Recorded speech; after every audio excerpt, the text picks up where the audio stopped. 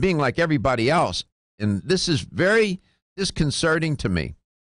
I don't know if it is to you. I think it is. You want to talk about probiotics, and here we have nearly 70% of the population that's overweight or obese. 40% is obese. Honestly, will the probiotics make a difference? Oh, well, not if you're continuing to eat like crap and be sedentary. No, it's not going to make a dent.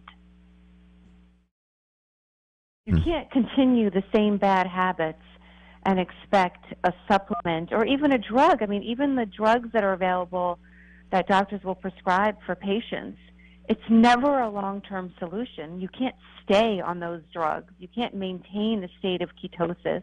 You can't maintain that as a way of life. So my answer is no, absolutely not. Then should we just pack this show up and forget about it? No, absolutely not. What should be the attempt? What should be the attempt? What should be the effort? I think what you're shedding light on is invaluable in terms of information and letting people understand that it is multifaceted, it's very complicated. We've said it countless times on the air that people's relationship with food is so intimate and personal, and we use food for reward, we use food for punishment. We have a very intimate relationship with food, and understanding what our relationship is and understanding if we're emotional eaters.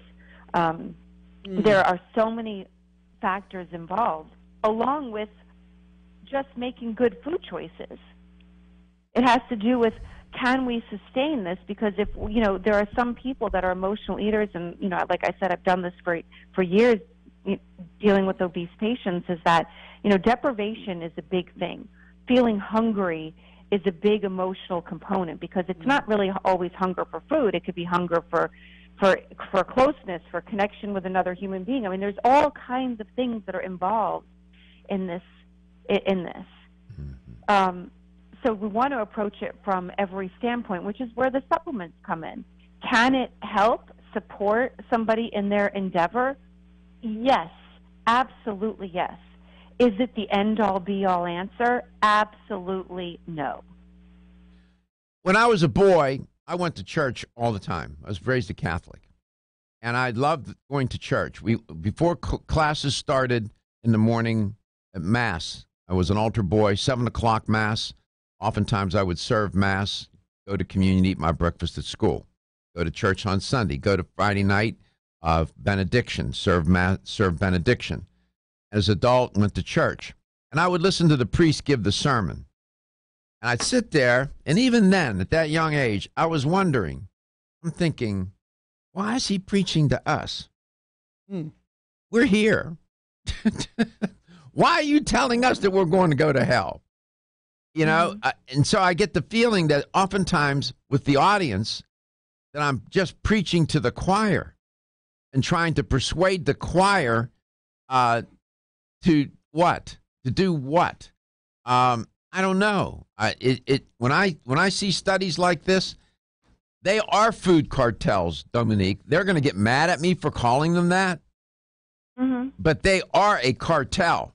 Well, our YouTube feed has 61,000 views now. We have 1,100 videos, and every day I see new people going on there and watching the videos. So I feel that you are reaching new people, and I feel every time that we bring a guest on, they're reaching somebody new. We're in the business of persuasion, Dominique. I know people say, well, you give a lot of information. Yeah, information does get dispensed, but we're trying to persuade. And is it that we're trying to persuade people that are doing well or trying to do well to do better? How do we reach this audience? 70%, 7 out of 10 are overweight or obese. How do you reach? These food companies reach them. They have marketing. When you take the collective of these food cartels and put together all their marketing campaigns and advertising efforts, it's a tsunami. I mean, I feel like David trying to fight Goliath. I don't know how you feel. I don't know how to counter that. Mm-hmm. It's I understand that very completely. frustrating. I rarely express my frustration about this. It is disheartening. They throw in a salad bar. They throw in a salad bar. This is sort of like a bunch of bank robbers getting ready to go rob the bank, and then they call in the local priest, rabbi, or minister and say, could you pray for us today before we go rob the bank? It doesn't make any sense. Just take the salad bar out. Quit pretending you're going to give us healthier choices. It's not true. It is not true. Your food is more unhealthy today than it was 30 years ago, and that's a fact. I'm done with them. Well, I'm sorry, Dominique. I got upset. We'll come back. Dominique came to talk about probiotics, and that's what we're going to have her do because she's an expert in that area. And Jaro Formulas is a leader in the whole idea of probiotics. Your digestive health, I mean, man, please. It is the foundation of your health. Welcome back to, hope you come back to Let's Talk Nutrition. We'll see you in a few.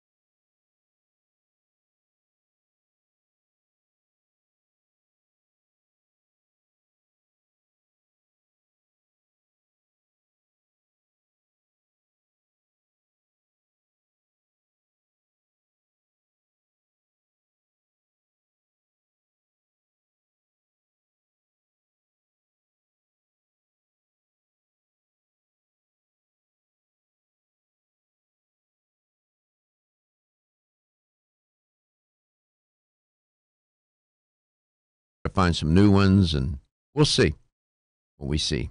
Got to stay loose, open-minded. Dominic Ostrander is our guest today, and wants to talk about probiotics.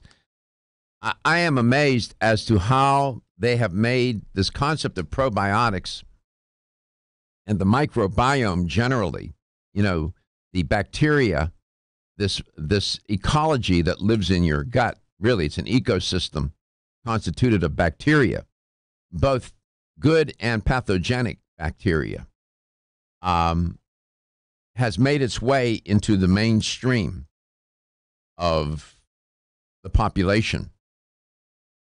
We now have probiotics being sold in, I'm exaggerating, vending machines and gas stations. Seems that way. You can find a probiotic at CVS and here and there in some of these mass market stores and chains. But just remember, for decades, Injaro Formulas led the way in this. Jaro Rogavan. The only place where you could get a probiotic supplement was in a health food store. And in my opinion, that's still where you should go. You do not want to buy your supplements where you buy lawn and garden supplies or get your hair cut or get your car fixed. If you get my meaning. I mean, I'm just saying, it does make a difference. And these probiotics, the concept as a dietary supplement, have literally saved many lives and have improved the health of countless number of people. Suffering, more and more in the discourse on health, irritable bowel syndrome, Crohn's disease, diverticulitis, irritable bowel syndrome. The list of digestive diseases and disorders has made its way into the lexicon and discourse of health more so than ever before. That's not an accident. It's not just profoundly. What do you mean? Unfortunately, dangerously. Well, for example, it's an internationally endorsed definition from the World Health Organization that a probiotic is live microorganisms that, when administered in adequate amounts, confer a benefit to the host. That definition, literally, technically, has not changed. What we've done as companies come along that want to, as I always say and you say, reinvent the wheel, they have degraded that definition. To what? To what? To what? What are they doing? To that, for example, people will say, "Oh, my chocolate bar has probiotics in it." Well, so it's not actually conferring a benefit on the host. The host would be you, or the person consuming it. We're mistaking and we're interchanging live active cultures with probiotic definition. There is a gigantic difference. Live active cultures are not, by definition, a probiotic. What are live active culture? What is a live active culture? Things that you would find in yogurt. So, common question is, do you take probiotics? Well, I eat yogurt. Again, not the same thing. It's not the same. And here's what's not the same thing. And what is so frustrating from our standpoint as a science-based company that has tons of bragging rights behind us is that there are companies that are coming along that are creating, and I'm putting this in air quotes, big, bold air quotes, probiotics that have not been scientifically substantiated, that they're nothing but marketing. They believe that they've reinvented the delivery system or an effective delivery system for a probiotic, that it's better than another delivery system. And yet, the contents of what is in that capsule or tablet or whatever form their probiotic, again in air quotes, is coming in, does not actually contain scientifically documented strains with strain designation numbers. Okay. I can't begin to stress that enough. All right. They are generic strains. I have in front of me what's called a medical symptom toxicity questionnaire that I use with clients. Mm-hmm. And it's broken out into different categories: head, throat, heart, and they have a series of items underneath. Digestive tract. To test for toxicity, they have a category, digestive tract. Included under that category: nausea or vomiting, diarrhea, constipation, bloated feeling, belching or passing gas, heartburn, intestinal stomach pain. And then you add up the numbers and you get a score. What you notice is that the digestive tract is included in this questionnaire, and those symptoms that I just identified are so common, so regular, and you know, if you're toxic, you might need to be taking a probiotic. Is my point. This is an interesting questionnaire. It is just remarkable how your digestive system is the connection to your skin, is the most intimate connection to the environment, but your digestive system is intimately connected to the environment, the outside environment. And it's supposed to be a closed system, not supposed to leak. It's not, it's supposed to be self-contained. And you think and you believe that probiotics can make, in terms of a percentage, what, on a scale of 1 to 10, how much of a difference? That's a hard question. Hard question? You can't. I don't think that's quantifiable. You don't think it's quantifiable? I know that there. Right. It's too broad. It's too broad to quantify.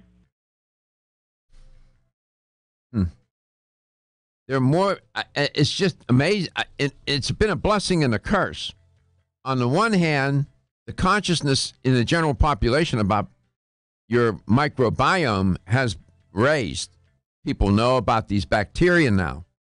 But there's still conceptual confusion. People still confuse probiotics with digestive enzymes or with fiber. Those are 3 different concepts. Rich Craig.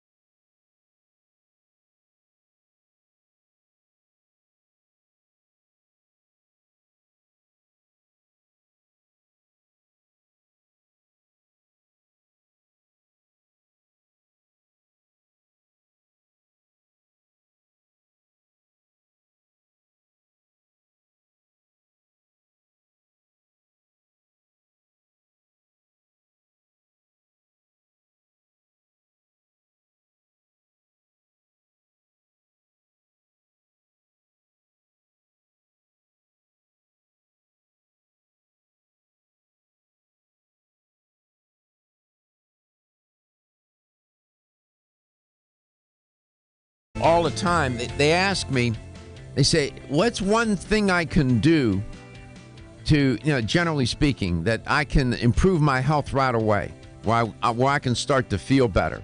And I don't know much about them.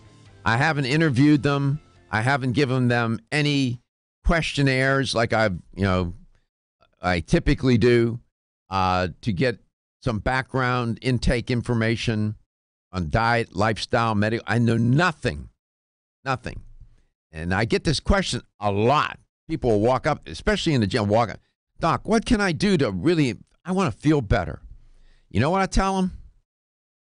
I say, take probiotics, get a good dietary fiber product, supplement, and eat more fiber, and take digestive enzymes. And they look at me like, I just asked you what I can do to improve my health. I said, I just told you. It's your gut. Go with your gut. Dominic Ostrander is my guest. And I say to them, if you can start to increase your fiber intake, take a good probiotic and use digestive enzymes, you will begin to feel better within days. Do you think I'm lying to them, Dominique? I don't think you're lying. If I'm being brutally honest with you, I think you might be overgeneralizing. Why? Well, because what constitutes a good probiotic? Well,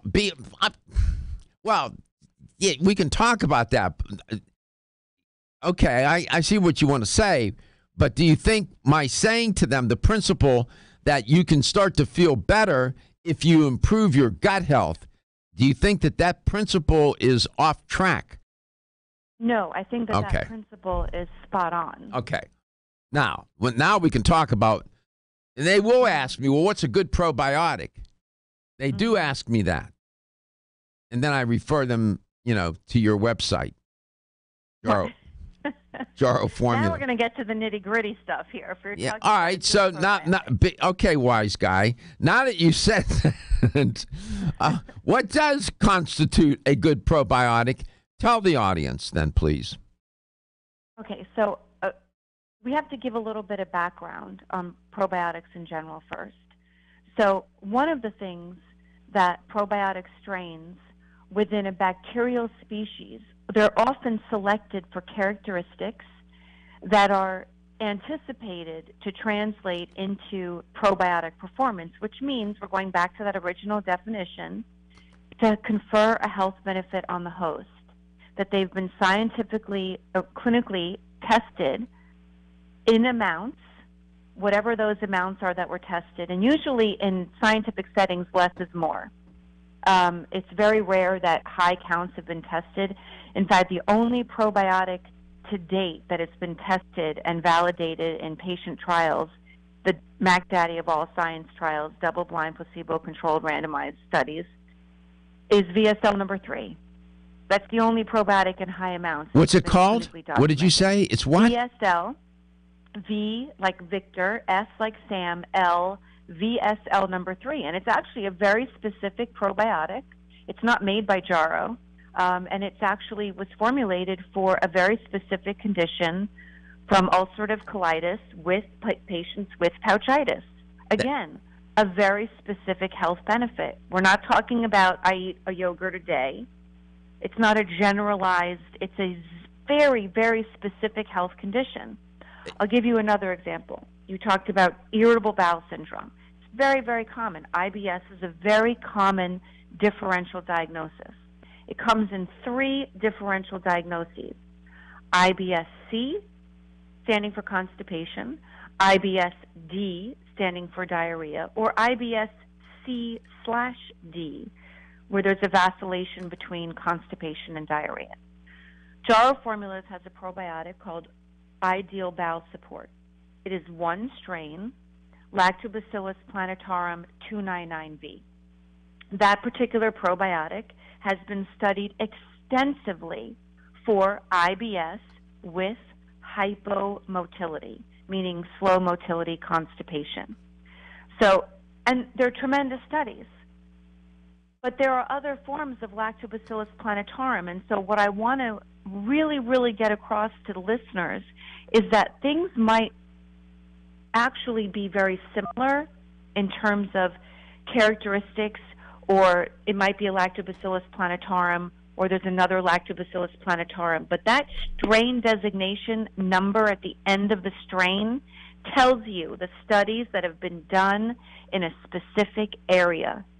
The other probiotic companies that are listing what we call generic filler strains, like you can buy them by the boatload full, barrel full, and companies are buying them. I'm giving you the backstory here, like the secret story, what goes on in probiotic companies, to boost the count so that they can charge more money to the consumer to have high levels of probiotics. And yet there's no strain designation whatsoever, so you actually don't know what studies have been done. The best way to know what's in your probiotic is to be able to put your strain number, because you can pull up any Jarrow probiotic, and I'm sure Gary will help me out with this. Pull up any Jarrow probiotic. Look at the genera, which is like a Lactobacillus or a Bifida, the species, which could be a Plantarum, a Rhamnosus, a Longum, whatever it is, and that number at the end, and put it into PubMed and look at the clinicals. All right, so you said a mouthful. We come back, one pack it all. You went on a big concept trip, and there's a lot of concepts in that suitcase that you just packed. So we'll unpack that a little bit. You said a lot. Let's chunk that and see what we can say to the listener and viewer. Take what you said and convey it in a way that when they walk into a health store, they know what to choose using what you said. You are listening to Let's Talk Nutrition, coast to coast and globally. Don't be stressed out or anxious.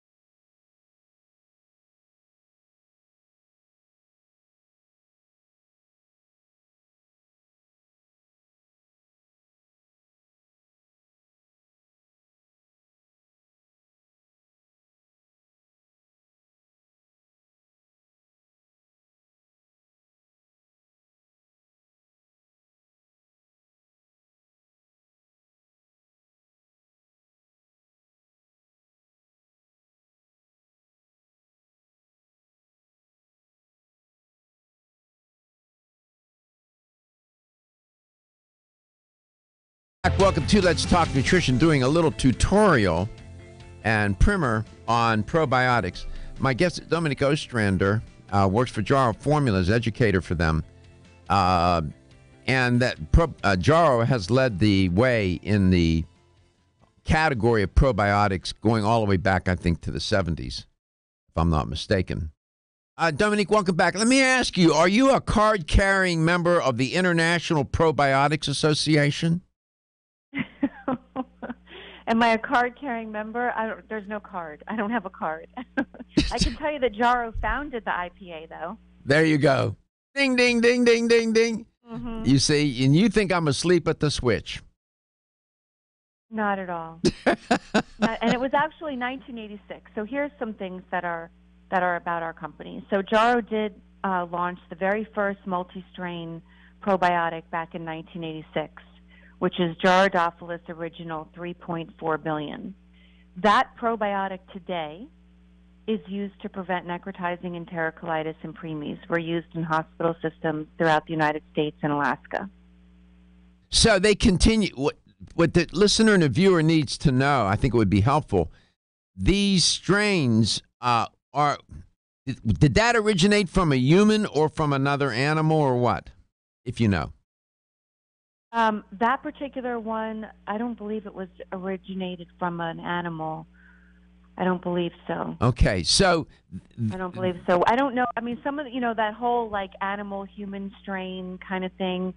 Like I understand it. I actually dealt with that when I was dealing with hospitals many, many years ago. Jarrow Formulas makes Saccharomyces boulardii, and we use that in the prevention of antibiotic-associated diarrhea and C. diff within hospital settings. Mm-hmm. But we also have something in our Saccharomyces that acts like an additional decoy called MOS, which is a mannose-oligosaccharide, and in simple terms, it's a sugar type of molecule. And pathogens are attracted to sugar molecules in the MOS. Right. The original studies of MOS were done in animals. In But, fact, when we... Go And ahead. I understand where you're going with this. Mm-hmm. What people need to know is that they're called. You have the original, the inception, the genesis of the raw material here, and they continue to grow it from that. It passes on generation after generation. You keep growing it from the original sample that you had, right? Right, and you bring up a really good scientific point. So, one of the dangerous things about bacterial strains is that they can transfer bacteria not only vertically, but laterally. So not only back to the progeny, but they can transfer bacteria laterally, which again, this is why it's very important to know your strains. This is very important. And I want to make the point that because it's so important, and eventually all probiotic companies are going to be required to have strain designation numbers at the end of their strains. There are companies now which are actually, and get this, being sold today with fake strain designation numbers at the end of their strain. Really? To appear as though they have clinically documented strains. Fake. How do they do that? That was my next question. How do they do that? Yeah. How do they get away with it? Well, eventually they're not going to get away with it, but they are being sold today and we're not talking about being sold in Walmart. We're talking about being sold in reputable health food stores with fake strain designation numbers. In some ways, I think probiotics are one of the more complicated Absolutely. dietary supplement products. When you look at the thousands of different kinds of supplement products, in my opinion, biologically, chemically, pathophysiologically, whatever way you want, whatever ology you want to put at the end of a word, one of the most complicated concepts. People don't realize. I mean, when you said they transfer vertically and horizontally, laterally, what do you mean by that? So, in other words, the bacterial species. So when you have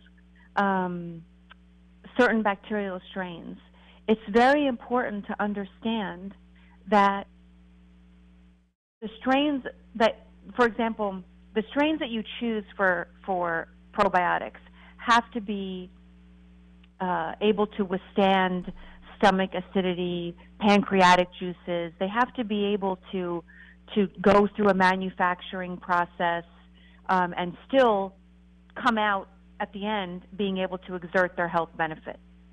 There are over 80 different lactobacillus strains, for example. Yeah, I'm looking here. Lactobacillus bulgarius, Lactobacillus fermentum, Lactobacillus rhamnosus, Right. Lactobacillus That's right. plantarum. It goes Lactobacillus lactis, Lactobacillus Right. casei. It goes on and on. Right, on and on. And so some of those lactobacillus strains are actually pro-inflammatory versus anti-inflammatory. I'll be darned.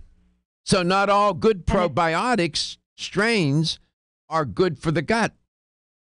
That's exactly right. Do you know of any? Have you ever picked up a product, looked at it, and said that this strain is pro-inflammatory, and they're selling it? Have you ever said that or seen that? You don't know that until the studies have been done. I see. So in other words, there are strains, we know that there are lactobacillus strains that are pro-inflammatory. Again, it's designated by that strain number at the end. I guess I'm just wondering if some of these companies inadvertently, don't know, but they. And so the answer to your question is yes. Oh, you have? Yeah, the answer. So one of the things so when you were talking, your original question was, can Holy they cow. transfer genetic material? Bacteria can laterally transfer genetic material to other bacteria. Okay. And not just vertically to the progeny. So. Oh, okay. Again, Okay, I see.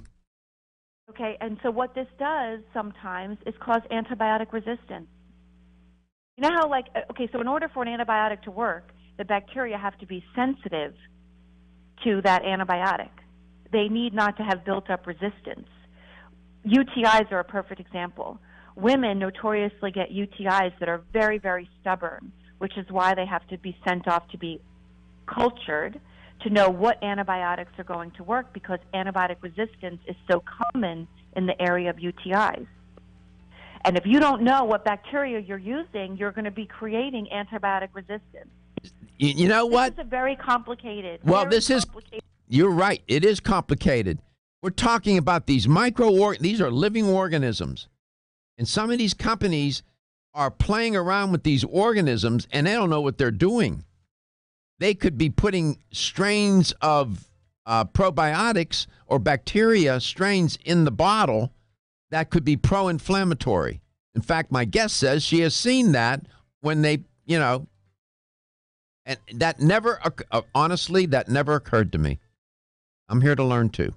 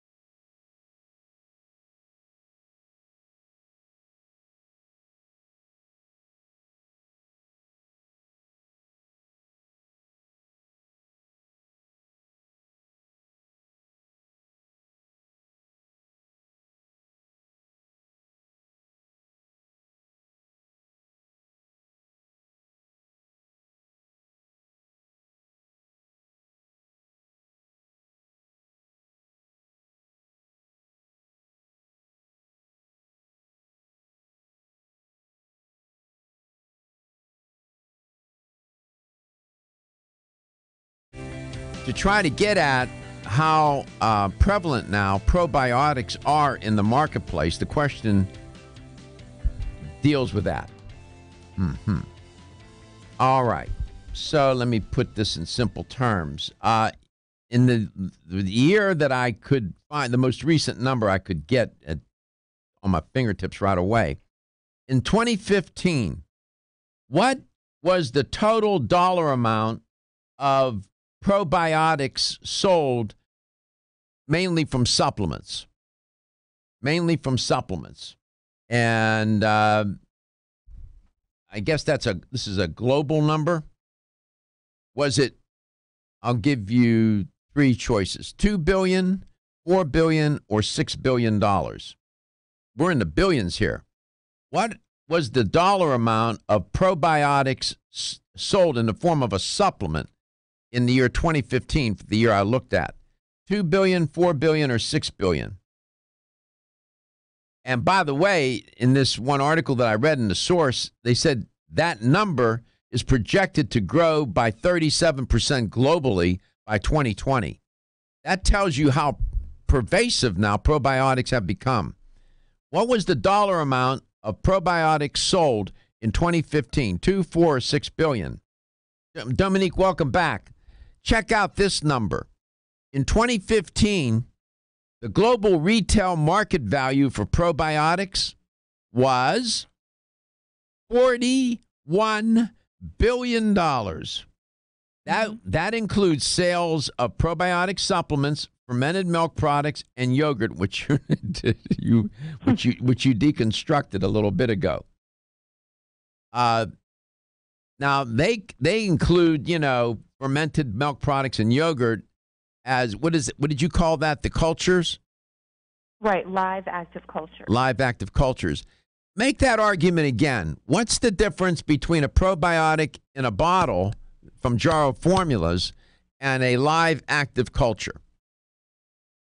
So a live active culture is the strains that are found in probiotics or fermented foods, for example, like sauerkraut or kombucha or something like kimchi. that. Mm-hmm.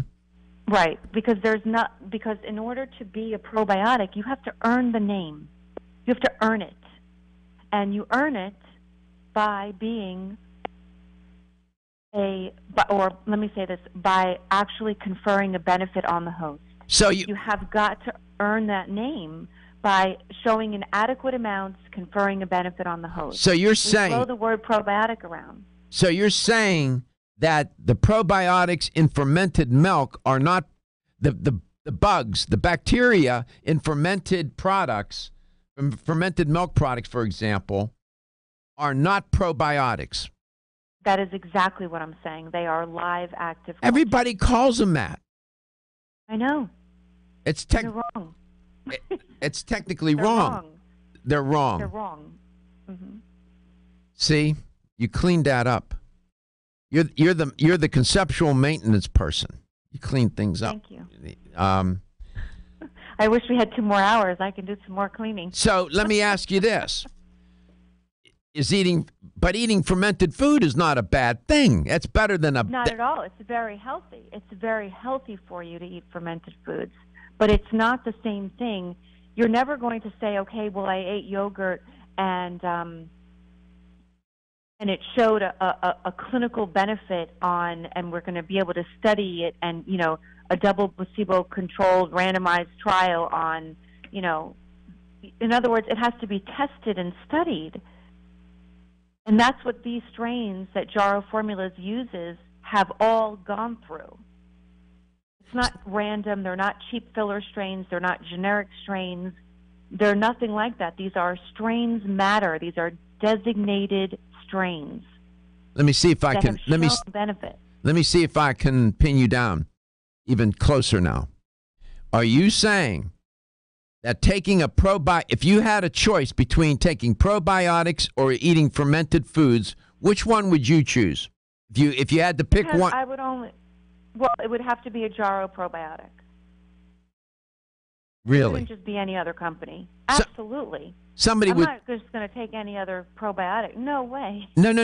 I didn't say probiotic. My question is, if you had a choice between taking probiotics or eating fermented foods. Which one would you could only choose one or the other. Which one would you choose to do?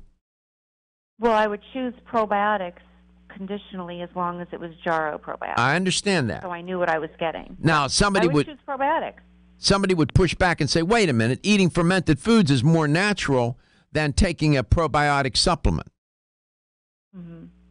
Your response. Chances are you have a terrible diet, and like most Westerners, we have diets that are lacking in the proper amounts of fiber. Chances are you're drinking too much alcohol, you're not exercising enough, you're not sleeping enough. All of the factors. That's why I broke up with my last girlfriend. Exactly right. She was doing her microbiome was just out of control.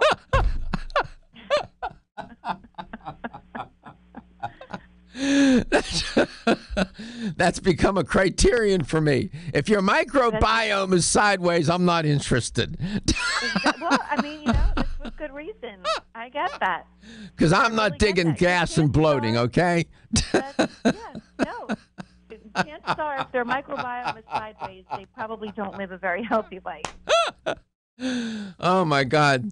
Put that on your what's that dating service that's popular on the internet? Oh yeah, like Match.com. Put that on your Match.com profile. You have to have a healthy healthy microbiome. Oh, gut microbiome.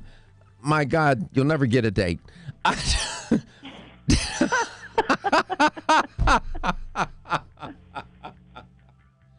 Oh, my Lord, you can't make it up. The answer to today's health question was $4 billion in 2015 was the amount of sales in probiotics. Dominique Ostrander would tell you probably much of that was with products that don't deserve to be put on a shelf. Absolutely right. I know you were so passionate. That's why we love when you come on to talk about this. That was a good tutorial. I learned a few things today from you. That's good. I'm loving it. Thank you. We love you for that. We're here to learn. We're all here to learn. I'm the best student in the class, man. Ask my daughter. She will tell you. She said, and my aunt and my family members, they say, you're an excellent student. I said, I sucked as a professor, but no. No, I didn't. I had good teacher evaluations. Thank you so much. Jarrow Formulas, they're probiotics. They're the best. That's where you need to go because your health is your wealth, and your health is the wealth of those that care about and love you. Everyone's raving about the newest botanical superstar hitting the store shelves nationwide, hemp-derived cannabidiol.